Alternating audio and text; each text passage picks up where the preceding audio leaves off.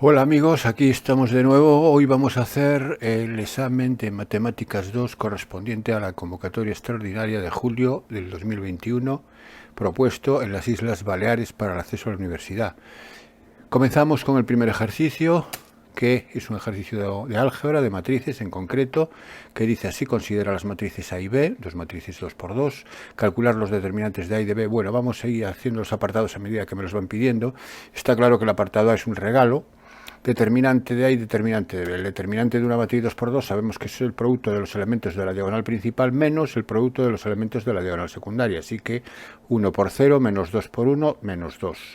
Y para el caso de B sería 3 por menos 5, menos 15, y la diagonal secundaria menos 1 por 2, menos 2. Así que menos 15 menos 2, menos 17. Ya tenemos el apartado A resuelto. Vamos con el apartado B. Calcular la matriz producto B por A. Bueno, pues aquí es hacer un producto de dos matrices en ese orden. Cuidado, no es lo mismo B por A que A por B, por tanto tengo que colocarlas en el orden indicado. B por A, filas por columnas. Los productos siempre filas de la primera por columnas de la segunda. Sería el... Vamos a comprobar: 3 por 1 más 1 por 1, 4, 3 por 2, 6 más 1 por 0, 6, 2 por 1 es 2, menos 5 por 1 es menos 5, 2 menos 5 es menos 3, y 2 por 2, 4, menos 5 por 0, 4. Bien, correcto. Y la traspuesta de B por A, como B por A la acabamos de calcular, la traspuesta es donde están las filas pasan a ser columnas y donde están las columnas pasan a ser filas de la traspuesta. Bueno, y ya está. El apartado B resuelto. Vamos con el apartado C. Para que sea válida la relación A por X igual a B por A, ¿cuántas filas y columnas ha de tener la matriz X? Bien, pues vamos a hacer lo siguiente. Vamos a coger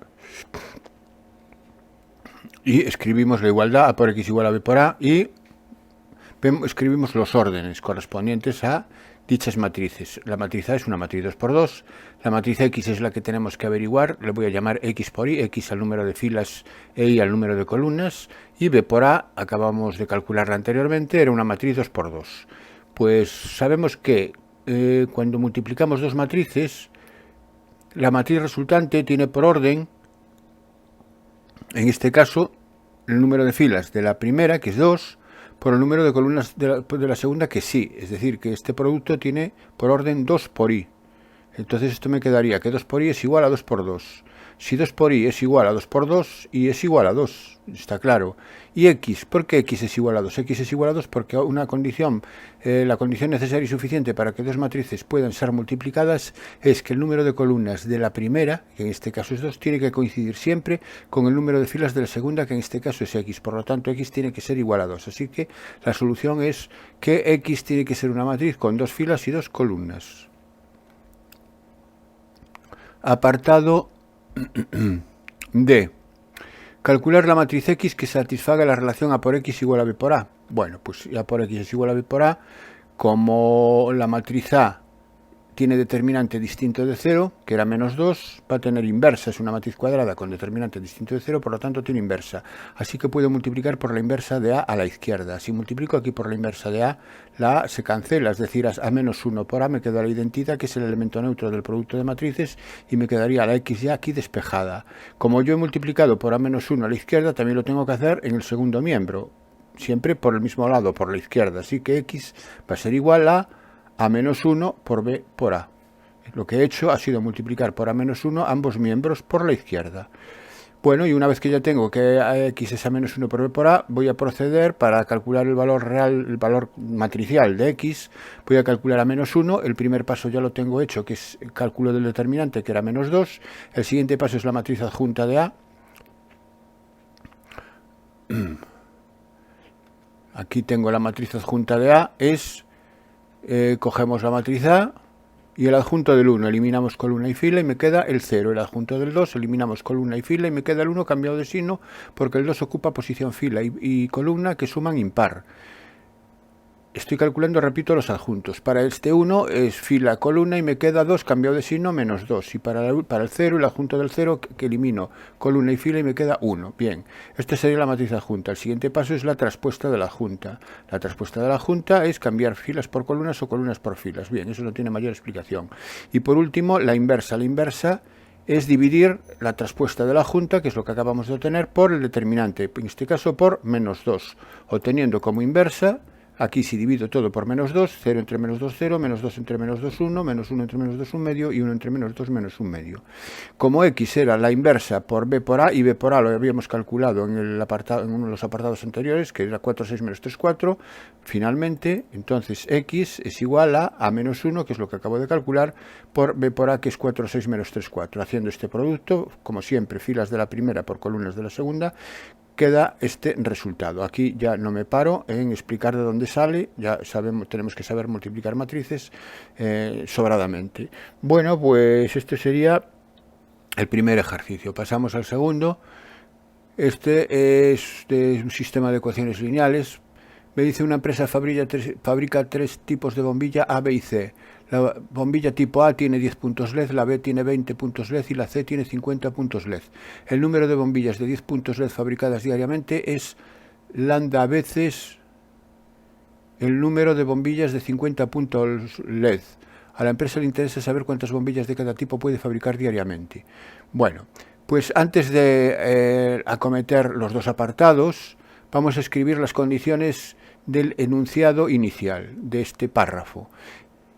Como a la empresa le interesa saber cuántas bombillas de cada tipo puede fabricar diariamente, pues esas van a ser las incógnitas de mi problema. Le voy a llamar X al tipo de bombillas tipo A y al tipo de bombillas tipo B y Z al número de bombillas de tipo C. Bien, una vez que ya tengo estas tres incógnitas determinadas, vamos a escribir las condiciones. Bien, me dice que el número de bombillas de 10 puntos LED, el número de bombillas de 10 puntos LED son las X bombillas, son las de tipo A. Es decir, que entonces X es lambda veces el número de bombillas de 50 puntos LED, que son las de tipo Z. Entonces X es igual a lambda por Z. Eso es lo que me está diciendo este párrafo. Repito, el número de bombillas de 10 puntos LED, que son son X, el número de bombillas que son X tipo A, es lambda veces el número de bombillas de las que tienen 50 puntos LED, que son las bombillas de tipo C, es decir, Z. X igual a lambda por Z. Bueno, pues entonces comenzamos con el apartado A. El apartado A me dice si lambda es igual a 2, es decir, si X es igual a 2Z, es lo primero que ya tenemos, es la primera ecuación. Me dice, y esta empresa usa diariamente 30.000 puntos LED, con los cuales fabrica 1.300 bombillas. Bien, si utiliza 30.000 puntos LED, tenemos que 10 por X, más 20 por Y, más 50 por Z, es 30.000. Eso está claro, porque cada bombilla tipo A tiene 10 puntos LED, cada bombilla tipo B tiene 20, y cada bombilla tipo Z o cada bombilla tipo C tiene 50, 30.000. Por otra parte, me dice que fabrica 1.300 bombillas. Si fabrica 1.300 bombillas, el número de bombillas total son X más Y más Z, es igual a 1.300. Y me dice que plantea el sistema de ecuaciones lineales de este problema. Aquí tengo las tres ecuaciones, lo que hago es las voy a ordenar y a simplificar y obtengo el siguiente sistema. La primera ecuación, X más Y más Z igual a 1.300, no requiere ni ordenación ni simplificación porque ya está ordenada y simplificada. La X igual a 2Z la ordeno como X menos 2Z igual a 0, es decir, cuando digo ordenar la ecuación estoy escribiendo en este orden X, Y y Z, y a la derecha de las ecuaciones los términos independientes.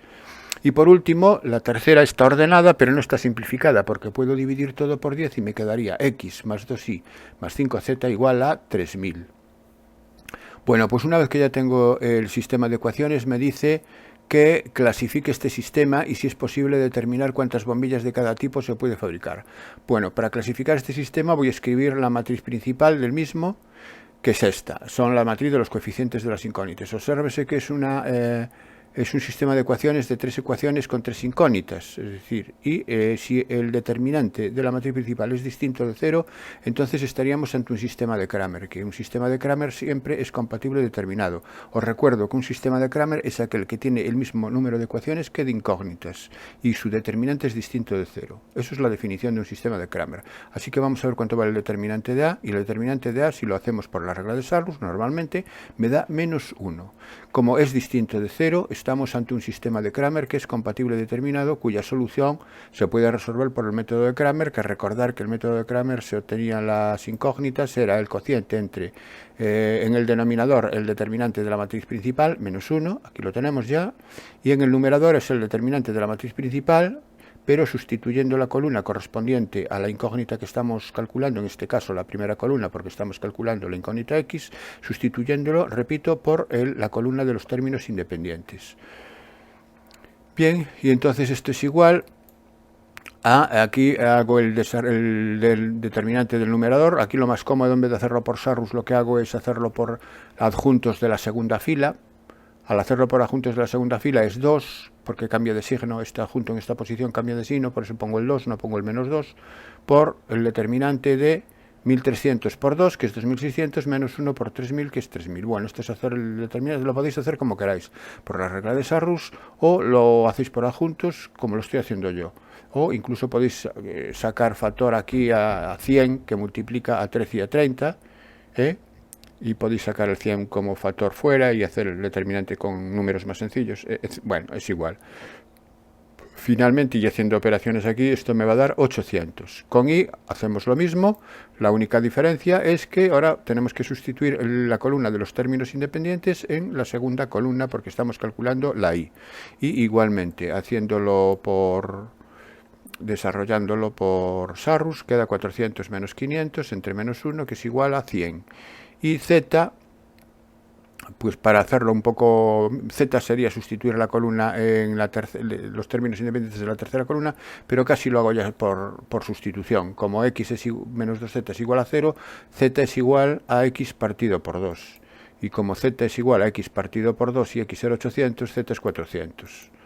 Ya lo hago un poco de forma mixta, lo hago por Kramer, la x y la z la hago ya despejando de la segunda ecuación. Bueno, este sería en todo caso la solución del sistema en el apartado A. Y vamos con el apartado B. Ahora me dice, si lambda es igual a 3, vamos a ver el apartado B, lo tengo aquí, si lambda es igual a 3, bueno, pues si lambda es igual a 3, x es igual a 3z. Ahora tendría esta ecuación. Y dice que la empresa fabrica diariamente 1000 bombillas, es decir, que x más y más z es igual a 1000. Clasifica el sistema de ecuaciones lineales. Bueno, aquí y determina el número de puntos LED necesarios. El número de puntos LED necesarios serán, como siempre, 10x más 20y más 50z. Pero las únicas condiciones que me da el apartado B son estas dos. Entonces, es decir, tengo dos ecuaciones y tres incógnitas. Si tengo dos ecuaciones y tres incógnitas, calculando rangos, el rango de la matriz principal es, bueno, este sería el sistema en forma matricial. Aquí tengo la matriz principal, el rango de la matriz principal es 2, porque encontramos un menor de orden 2 aquí no nulo, que es el 1, 1, 1, 0. Y el rango de la ampliada también va a ser 2. Entonces, el rango va a ser 2, repito. Encuentro este menor, rango 2, como es menor que el número de incógnitas, el sistema es compatible indeterminado, con un grado de libertad, porque el rango de la ampliada va a ser 2 también, puesto que la ampliada es una matriz 2 por 4, no aumenta, no hay menores de orden 2 cuadrados superiores a orden 2. Bien, pues entonces estamos ante un sistema compatible indeterminado con un grado de libertad. ¿A quién le vamos a dar la libertad? Pues la libertad se la vamos a dar a la z, que es la que no interviene en la columna 1 menos 3, que es la de la z. Entonces z igual a alfa, y el sistema que me queda es x más y igual a 1000 menos alfa, y x igual a 3 alfa. La x ya está despejada, y desde aquí despejo la y. La y sería 1000 menos alfa menos 3 alfa, que es 1000 menos 4 alfa. Entonces ya tengo las soluciones del sistema. Esto quiere decir que hay en el sistema hay infinitas soluciones. Lo que pasa es que en el contexto de mi problema, como x, y z representan número de bombillas, pues tiene que ser, no pueden ser negativas. Las soluciones x y z en el contexto, repito, de mi problema no pueden ser negativas. Entonces alfa está limitada desde 0 hasta 250.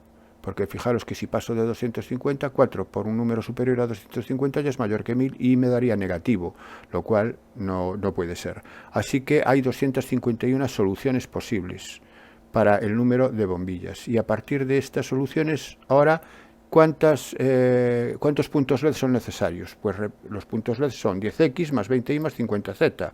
Ahora, x es 3 alfa, es 10 por 3 alfa. Más 20 por 1000 menos 4 alfa, que sí, más z por 50, más 50 por z, que es alfa. Esto me da, haciendo operaciones aquí, me queda 30 alfa más 20.000 menos 80 alfa más 50 alfa.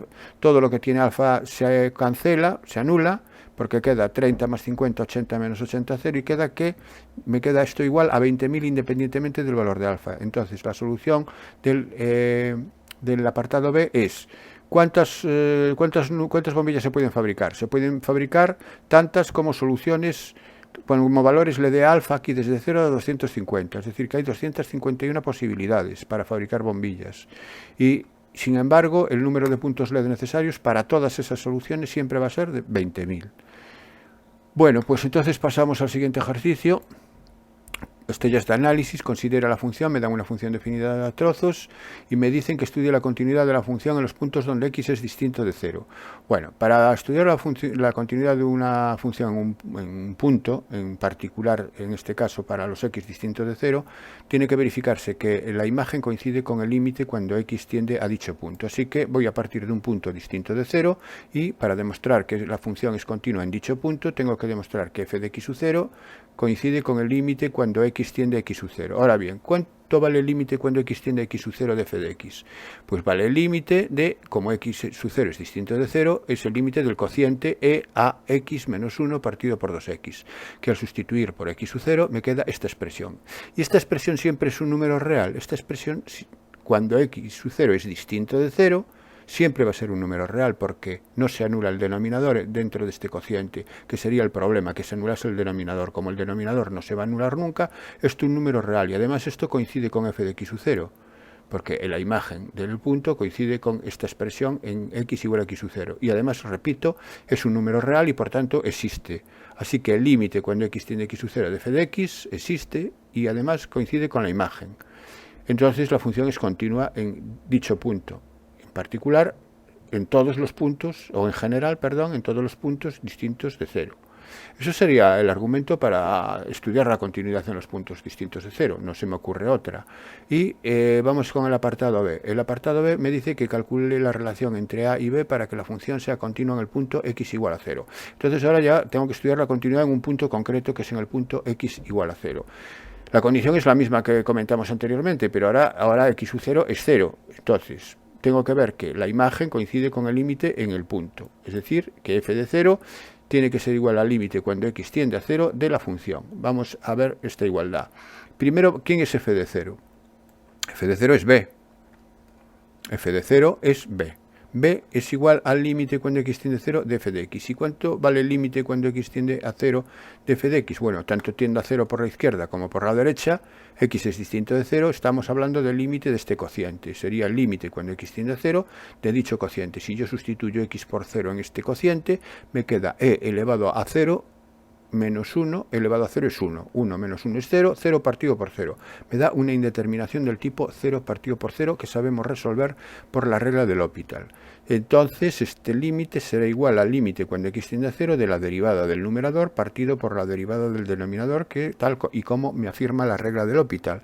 Así que es el límite derivada del numerador e elevado a x por la derivada de ax, que es a, menos la derivada de 1, que es 0. Así que me queda a e elevado a x. Y la derivada de 2x, que es 2. Si yo ahora sustituyo x por 0, me queda a por e elevado a 0. Elevado a 0 es 1, entonces a por 1, a partido por 2, a medios. Entonces ya tengo que la relación que hay entre a y b para que la función sea continua en 0 es que b tiene que ser igual a partido por 2. O dicho de otra forma, si queréis despejarla, a es igual al doble de b. Esta sería la condición.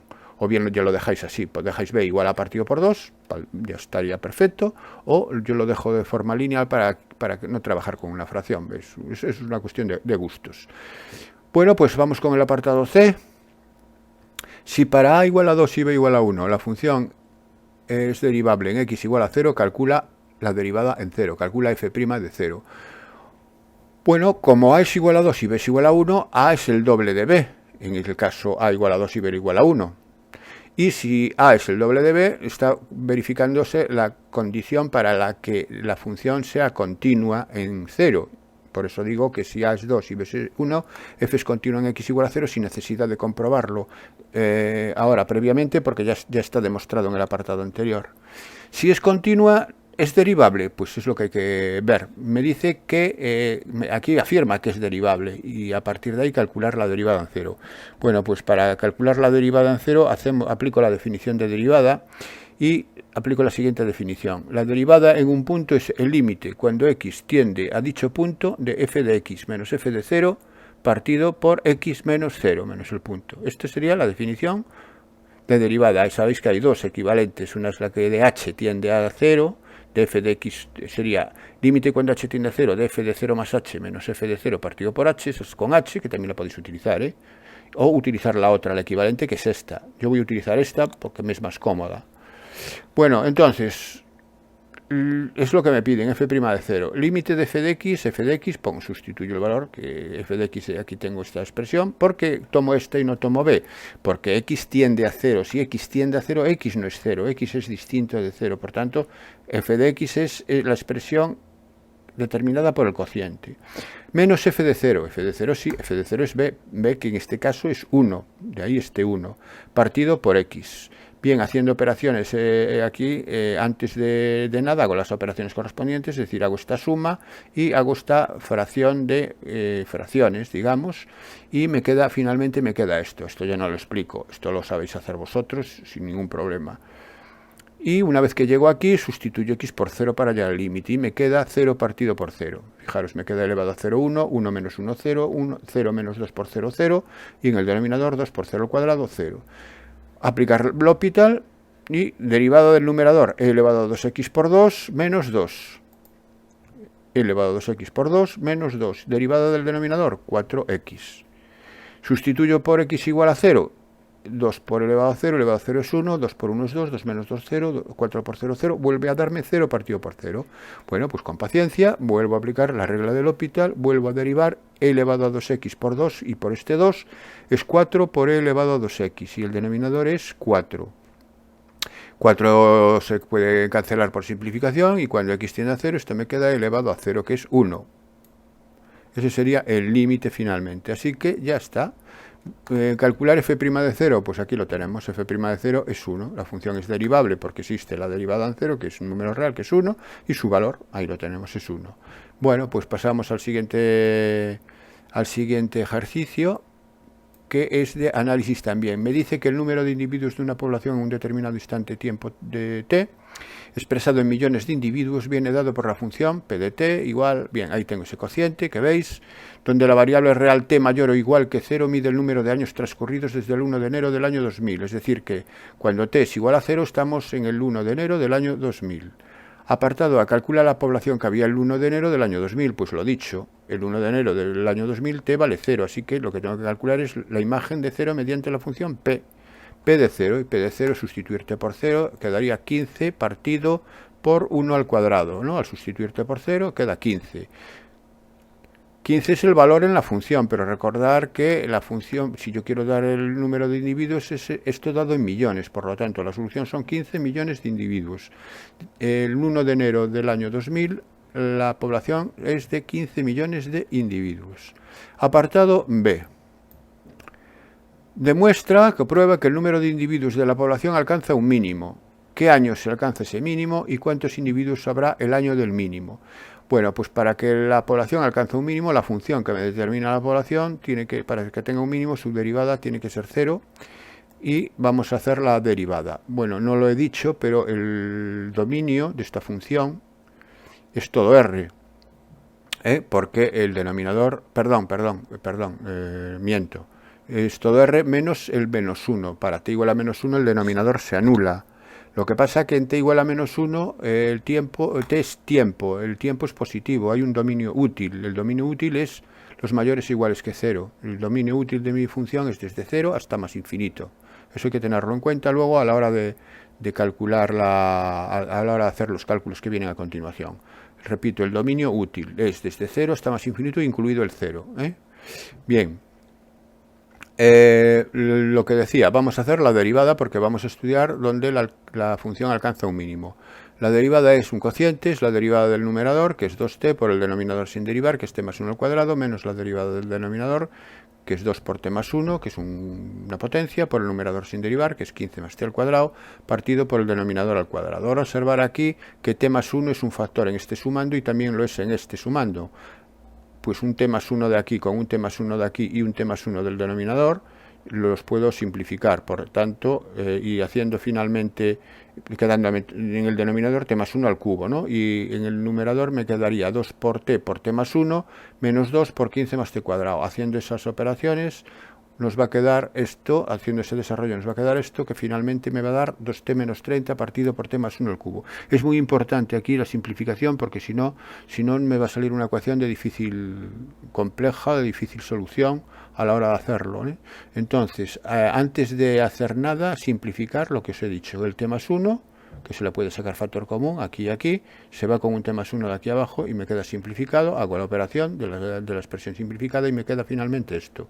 Bien, ¿cuándo se anula la derivada? La derivada se anula cuando 2t menos 30 es igual a 0, y 2t menos 30 es igual a 0 cuando t es igual a 15, a 30 entre 2, 15. Este valor t igual a 15 me va a dividir el dominio útil en dos intervalos. El primero va de 0 a 15 y el otro de 15 en adelante, de 15 más infinito. Entonces vamos a ver qué son los dos intervalos de monotonía y vamos a ver cómo es la función p en estos dos intervalos. Entonces tomo un punto cualquiera en el intervalo 0 a 15, por ejemplo el 1, y veo cuál es el signo de la derivada en 1. La derivada en 1, voy a la función derivada, es 2 por 1 menos 30, negativo, el negativo entre positivo, que es 1 más 1, 2 al cubo 8, positivo, negativo entre positivo, negativo. La derivada es negativa. Si la derivada es negativa, la función p es una función decreciente en el intervalo 0, 15. Y en el intervalo 15 más infinito, pues tomo otro valor, por ejemplo el 20, tomo la derivada en 20, la sustituyo en 20, al sustituir en 20 queda 2 por 20, 40, 40 menos 30 es positivo, y el denominador es 21 al cubo positivo, entonces positivo entre positivo, positivo. Si la derivada es positiva, la función p es creciente. Entonces la función cambia, en el 15 cambia de crecer a crecer, así que en t igual a 15 va a haber un mínimo, y además es un mínimo absoluto, porque aquí no hay más movimientos de crecimiento y decrecimiento, es decir, si decrece y luego vuelve a crecer, el mínimo es relativo y también absoluto. Conclusión, en t igual a 15, t igual a 15, ¿con qué año se corresponde? ¿Cuándo se corresponde? Se corresponde el 1 de enero del 2015. El 1 de enero del 2015. La población alcanza un mínimo el 1 de enero del 2015. ¿Y cuántos individuos habrá dicho año?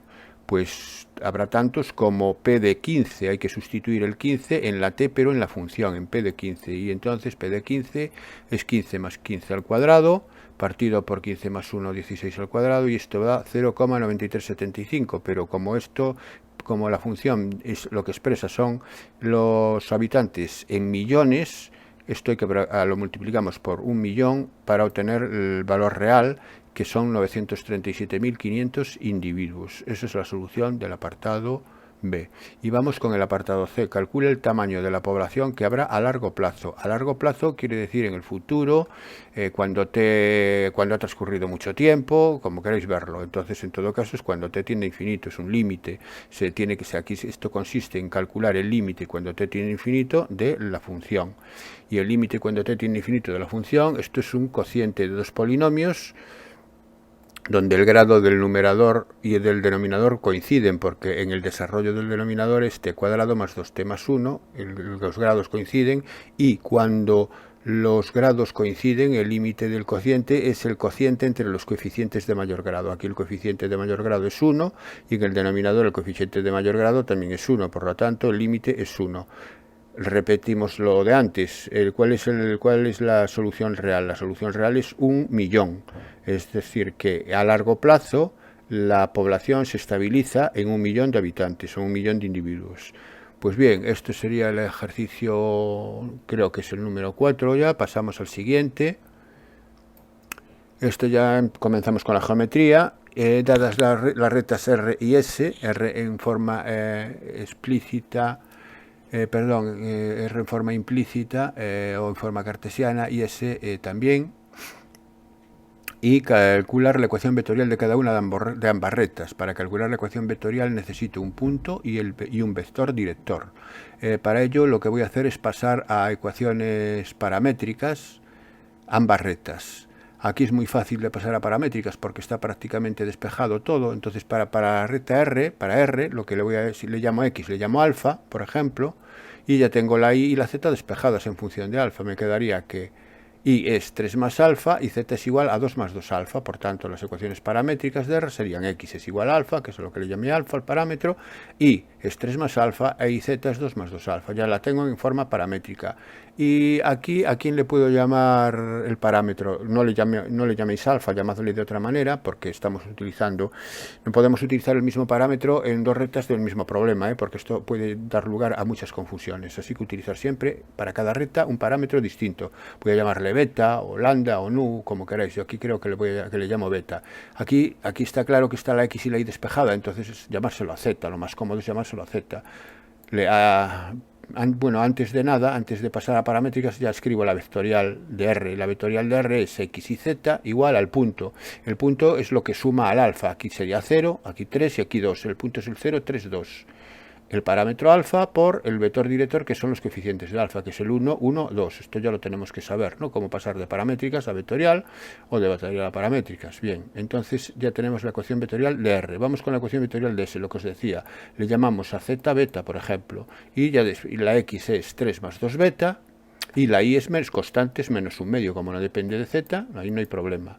Sigue siendo menos un medio. Y entonces, ¿cuál es la ecuación vectorial de S? Pues, ¿cuál es el punto? Ahora, el punto es 3 menos un medio, 0. Ese sería el punto para S. ¿Y cuál es el vector director? El vector director es 2, que es el coeficiente de beta. Aquí, como no tenemos beta, es 0. Y aquí es 1. 2, 0, 1 sería el coeficiente, perdón, serían las componentes del vector director. Bueno, pues ya tengo las ecuaciones vectoriales de ambas rectas. Pasamos al apartado B. Me dice, calcula si es posible el plano paralelo a S y que contiene a R. Bueno, para obtener un plano necesito un punto y dos vectores que me den su dirección. Como el plano que estoy buscando es paralelo a S, el vector director de S está en la dirección del plano. Y como contiene a la recta R, el vector director de R está también en la dirección del plano. Así que ya tengo los dos vectores, que son los vectores de R y de S. Y el punto, como contiene la recta R, pues todos los puntos de R están en el plano. En particular va a estar el punto 0, 3, 2. Así que voy a tomar como punto el 0, 3, 2 y como vectores el 1, 1, 2 y el 2, 0, 1. Y el plano buscado será el desarrollo de este determinante, donde sería x menos y ahora el punto 0, y menos el punto 3 y z menos el punto 2. Esa sería la primera fila, y luego la segunda y tercera filas vienen determinadas por los vectores directores, que serían el 1, 1, 2 y el 2, 0, 1. Esto lo igualo a 0 y hago el desarrollo de este determinante, lo hago por los adjuntos de la primera fila. Vosotros podéis hacerlo por Sarrus o como queráis hacerlo. Yo siempre lo hago por los adjuntos de la primera fila. Sería x por su adjunto, que es 1. Entonces quedaría x, más y menos 3 por su adjunto, que es 1, menos 4, menos 3 sería por 3, porque en esta posición el adjunto cambia de signo. Y bueno, me va quedando esto, más z menos 2 por su adjunto, es eliminar fila y columna y me queda menos 2, el adjunto es menos 2 por menos 2, igual a 0. Así, multiplicando los coeficientes en x y z sería x más 3y menos 2z, y el término independiente sería 3 por menos 3, que es menos 9 y menos 2 por menos 2, que es más 4, menos 9 más 4, menos 5. Esta sería la ecuación del plano pedido en el apartado B. Vamos con el apartado C. El apartado C me pide un plano perpendicular a la recta S que pasa por el punto menos 1, 2, 0. Si el plano pasa por el punto menos 1, 2, 0, el punto ya lo tengo. Lo que no puedo tener son los vectores directores. No tengo otros directores, pero tengo el vector normal, el vector que es perpendicular al plano, porque como es perpendicular a S, el vector normal al plano es el vector director de S, es el 2, 0, 1. Así que si es el 2, 0, 1, sabemos que un plano con vector normal 2, 0, 1 tiene de ecuaciones 2 por x, más 0 por y, más 1 por z, porque el vector normal son los coeficientes de x y z respectivamente, así quedaría 2 por x. La y no desaparece porque es por 0 por y. Más 1 por z, más la constante, igual a 0. ¿Y cómo tengo la constante? La constante la obtengo sabiendo que el plano contiene el punto menos 1, 0, 2. Si el plano contiene el punto menos 1, 0, 2, dicho punto tiene que satisfacer la ecuación del plano, por lo tanto, 2 por menos 1 más 2 tiene que ser igual a 0. Si 2 por menos 1 más 2 tiene que ser igual a 0, aquí me queda que d es igual a 0. Si d es igual a 0, el plano que estoy buscando, perpendicular a la recta S, es 2x más z igual a 0. Y el apartado D y último me dice, calcula la recta de dirección perpendicular a la recta R y S que pasa por el origen. Bueno, una recta que pasa por el origen, el punto ya lo tengo, que es el 0, 0, 0, el origen, y ahora necesito el vector director. Pero el vector director es un vector perpendicular a la R y a S.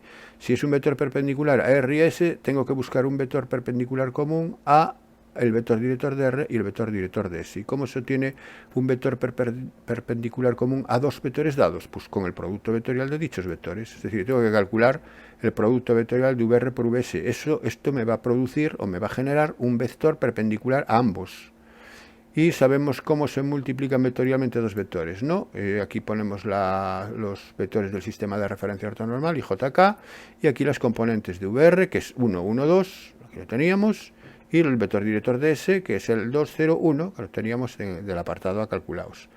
Desarrollando esto por los adjuntos yo también lo hago por los adjuntos de la fila IJK, me va a quedar este vector, que si lo quiero expresar en ternas sería el 1, 3, menos 2. Ese sería el vector. Este vector 1, 3, menos 2 es un vector perpendicular común a los dos. Si queréis podéis comprobarlo haciendo el producto escalar igual a 0. Al ser perpendicular, el producto escalar es igual a 0. Efectivamente, si multiplicáis 1, 3 por menos 2 por 1, 1, 2, os da 0. Y si multiplicáis 1, 3, menos 2 por 2, 0, 1, os da 0 también. Cuando digo multiplicáis, me refiero a un producto escalar. Bueno, pues como ya tengo el vector director de la recta que estoy buscando, y sé que pasa por el origen, la recta que estoy buscando le voy a llamar t, va a ser x igual a 0 más 1 por nu, y ahora le llamo al parámetro nu, no le llamo ni alfa ni beta, porque alfa y beta ya los he ocupado con R y con S, y igual a 0 más 3 nu, y z igual a 0 menos 2 nu. Bueno, ya está el ejercicio de geometría resuelto. Bastante sencillo. Pasamos al siguiente. Dados tres puntos P, Q y R, comprobar si P, Q y R están alineados. Para comprobar que tres puntos están alineados, lo que voy a hacer es lo siguiente. Voy a coger el vector PQ y el vector QR. El vector PQ son las coordenadas de Q menos las de P. Sería 1 menos 1, 0, 1 menos 0, 1, 0 menos 1, menos 1. Y el vector QR es R menos Q. 0 menos 1, menos 1, 1 menos 1, 0 y 1 menos 0, 1.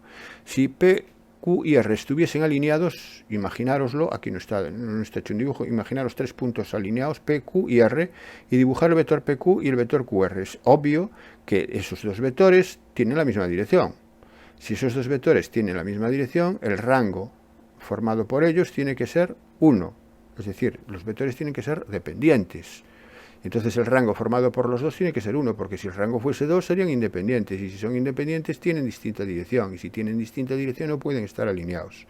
Bueno, dicho este argumento, vamos a ver el rango de estos dos vectores, y el rango de estos dos vectores no es 1. El rango de estos dos vectores es 2, porque podemos encontrar menores de orden 2, no, podemos encontrar con que encontremos 1 es suficiente.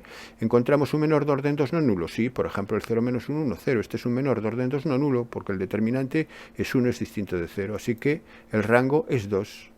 Si el rango es 2, estos dos vectores son linealmente independientes. El hecho de que sean linealmente independientes quiere decir que tienen distinta dirección. Y si tienen distinta dirección, los dos vectores, los tres puntos, P, Q y R, no pueden, es imposible que estén alineados. Así que la conclusión al apartado A es que no están alineados.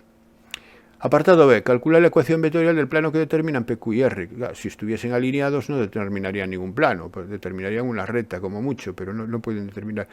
Hay infinitos planos que pasan por tres puntos por tres puntos alineados pasan infinitos planos.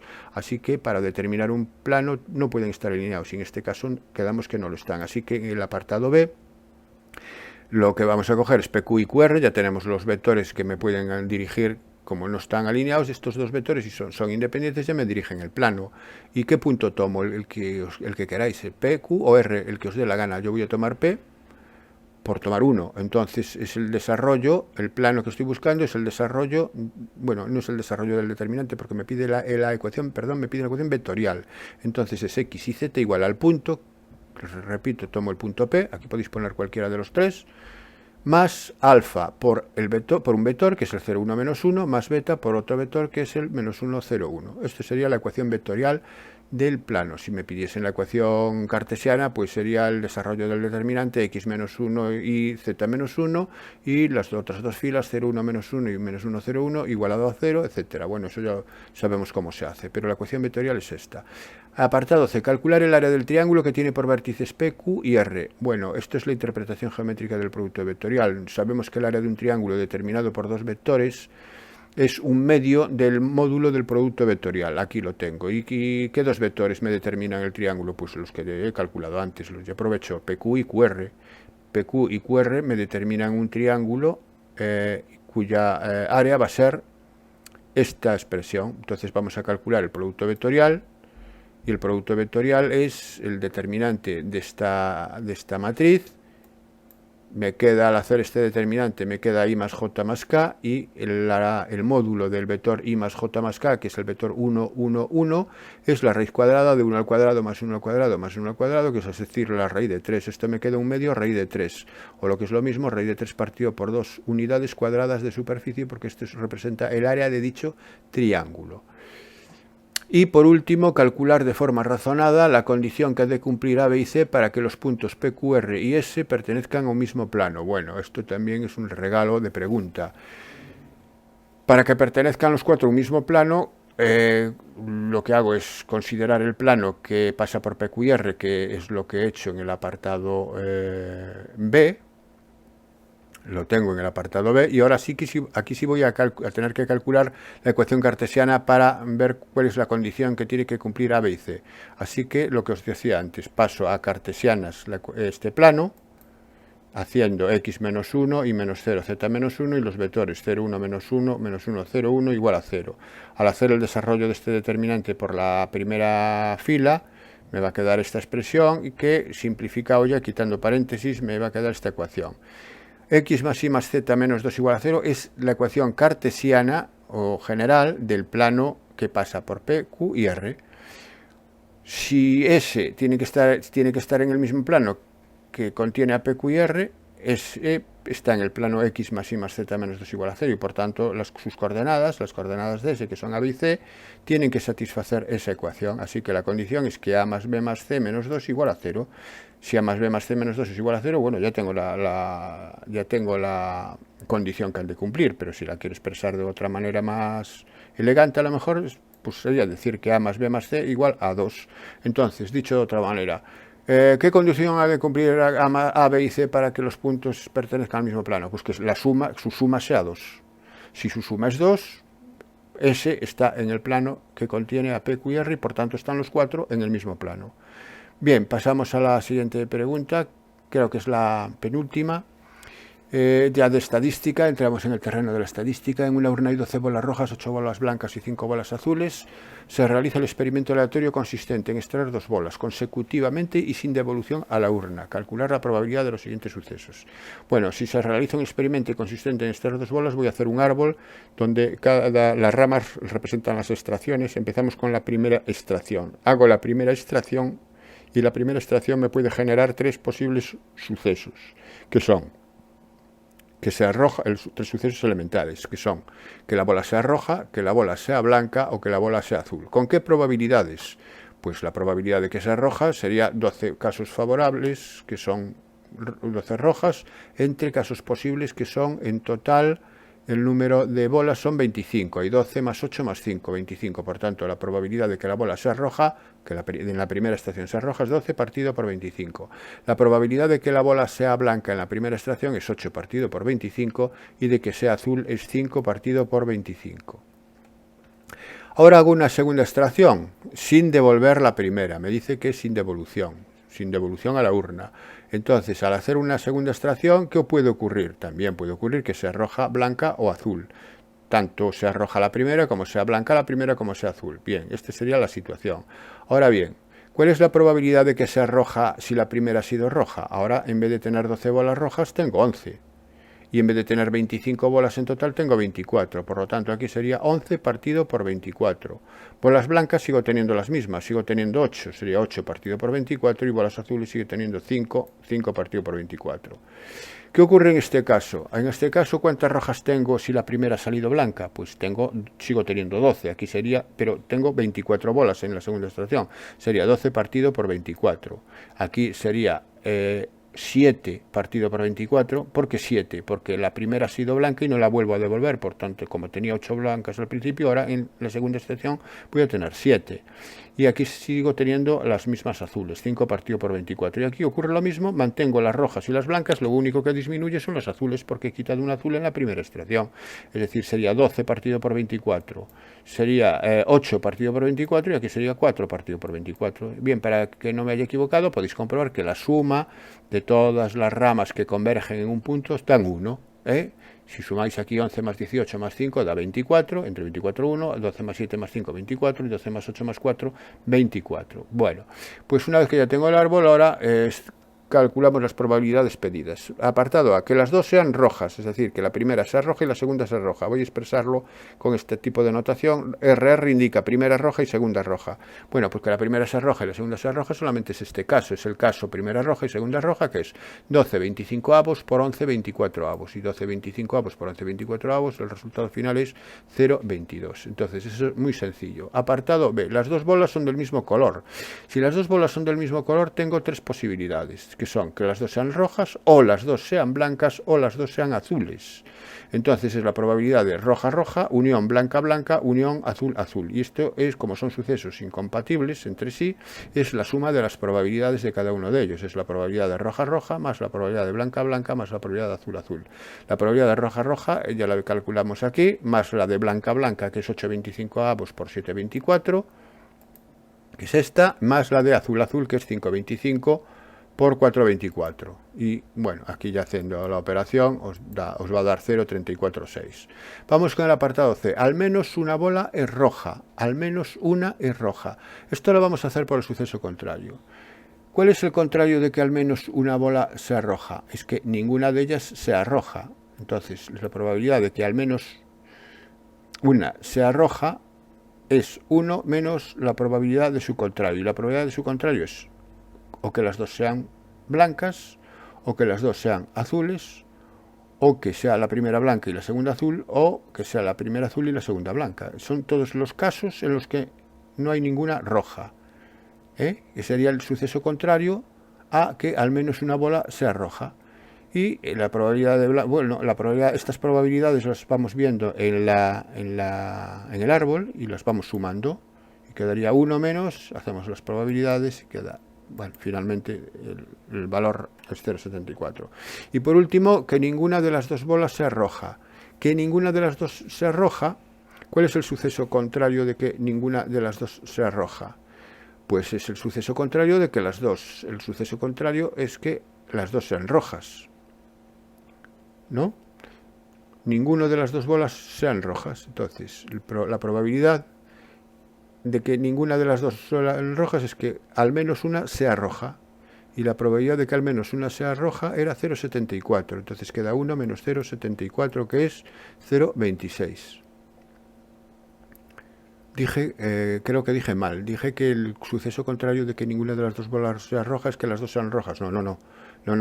El suceso contrario de que ninguna de las dos bolas sea roja es que al menos una bola sea roja. Aquí lo tenemos. Bien. Y el siguiente y último ejercicio, la altura de las personas de una clase se distribuye según una normal de media 160 centímetros y la desviación típica 10 centímetros. Calcular la probabilidad de que escogida al hacer una persona de la clase su altura. Bueno, esto es muy fácil. Aquí sea menor que 155 centímetros. Esto es un error de gráfico, es 155. Bueno, pues vamos allá. Llamamos X a la variable altura de las personas, que es una normal 160-10, medido todo en centímetros. Aquí no hay problema con las unidades. Y el apartado A me pide que calcule la probabilidad de que X sea mayor que 170, que sobrepasar es ser que la altura sea mayor que 170 centímetros. Bueno, pues pasamos a la tipificada Z, que es Z mayor que 170 menos, tipificamos el 170, restándole la media y dividiendo por la desviación típica, como siempre, y queda Z mayor que 1. Recordar que la tabla de la función de distribución de la normal siempre me da el valor de la probabilidad de Z menor que el valor de dado. En este caso, aquí es mayor, tengo que pasar al menor o menor igual. porque me da siempre la probabilidad acumulada hasta dicho punto. Entonces siempre tiene que ser menor o igual, así que esto es 1 menos, lo hago por el contrario, 1 menos la probabilidad de z menor o igual que 1. Y ahora sí, ahora voy ya a la tabla y miro la probabilidad de z menor o igual que 1, ¿cuánto vale? Es el valor de z en 1, aquí donde está el 1, sería 0,8413.